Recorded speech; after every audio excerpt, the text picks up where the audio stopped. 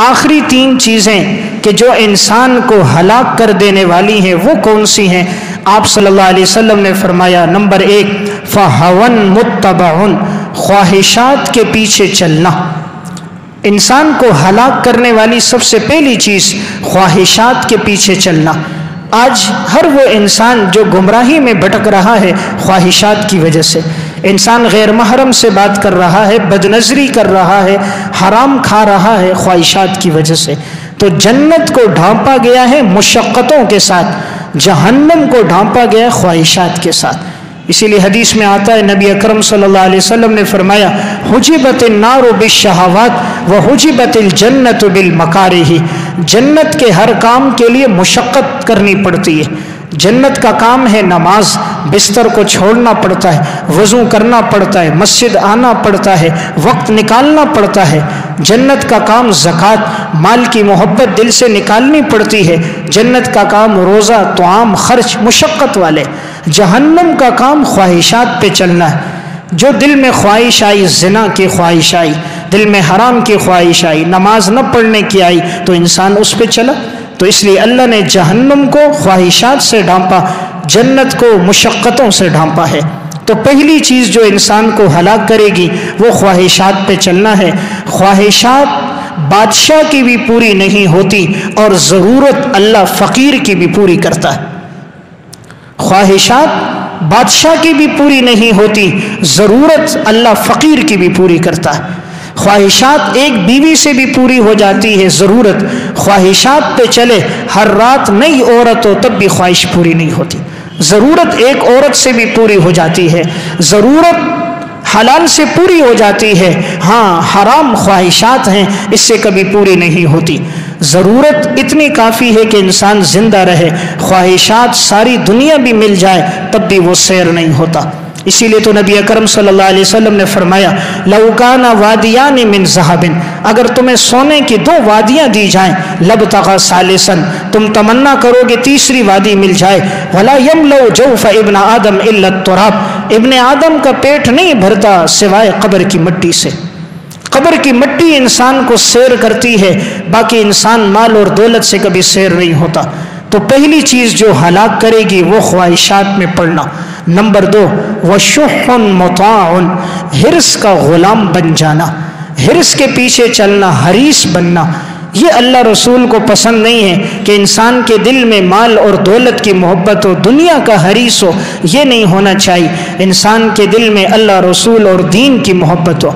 آج اتنی مادیت ہے، جب بھی کوئی آدمی دوسرے سے ملتا ہے مادیت کا سوال ہوتا ہے۔ یہ سوال ہوتا ہے آپ کہاں کام کر رہے ہو، آپ کی تنخواہ کتنی ہے، بینک بیلنس کتنا ہے، گاڑیاں کتنی ہے، جائیداد کتنی ہے۔ ہر آدمی پیسے کا سوال کرے گا، چونکہ مادیت کی دنیا ہے، مادے پر ایمان ہے، رب العالمین پر ایمان نہیں۔ کبھی کوئی یہ نہیں پوچھتا کہ تم نماز کیوں نہیں پڑھتے، تمہارے گھر کا ماحول دین پر کیوں نہیں ہے، تمہارے گھر کے اندر پردہ کیوں نہیں، حلال کی زندگی کیوں نہیں، نظریں کیوں نہیں جھکاتے، شریعت کی تعلیمات پر زندگی کیوں نہیں لاتے۔ نہیں، دنیا کا نقصان ہوگا، ہر ایک روکے گا۔ میں موٹر سائیکل پہ مدرسے جا رہا تھا، 1 مہینہ پہلے کی بات ہے۔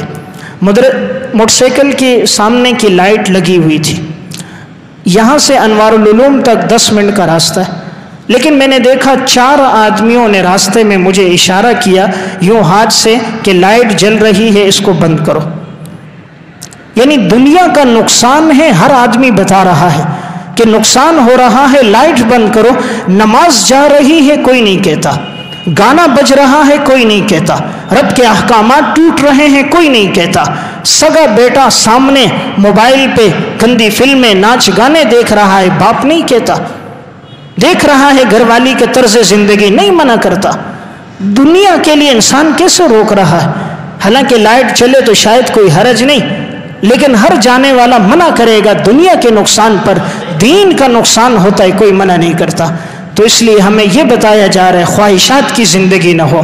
تیسری اور آخری بات جو انسان کو ہلاک کرتی ہے وہ اعجاب المرء بنفسہ، انسان کا اپنی رائے کو پسند کرنا، وہی اشدہن، یہ گناہوں میں سب سے بڑھ کر ہے۔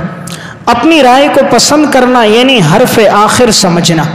کہ کسی مشورے میں ایک آدمی نے رائے دے دی، اب دوسرے ساتھی رائے دیتے ہیں، یہ کہتا ہے نہیں میں تو اپنے فیصلے پر ہوں، میں اپنے رائے سے رجوع نہیں کرتا، تو اپنی بات پہ اڑ جانا، اپنی بات پر ضد کرنا، منوانا، یہ شریعت میں پسندیدہ نہیں۔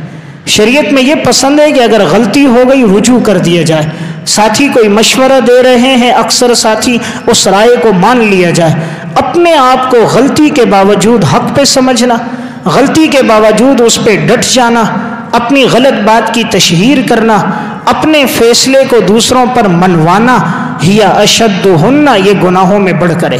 آج یہ بات بہت عام ہو چکی ہے، عموماً اکثر ساتھیوں میں یہ بات ہوتی ہے، میری یہ رائے ہے، اگر اس پر عمل نہ ہو تو ناراض ہو جاتے ہیں، اپنی رائے کو آخری سمجھتے ہیں۔ ایسا نہیں ہونا چاہیے۔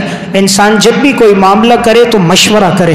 مشورے کی مثال دیے کی ہے، ایک دیا جلے روشنی کم ہوتی ہے، 8-10 آدمی رائے دیتے ہیں، 10 دیے جلتے ہیں تو روشنی زیادہ ہو جاتی۔ ایک بلب جلتا ہے روشنی کم ہوتی ہے، 10 بلب جل جاتے روشنی زیادہ ہو جاتی ہے۔ اس لیے مشورے پر عمل کرے، اور اگر کبھی کوئی غلط بات ہو گئی ہو تو اپنی بات سے رجوع کر دے۔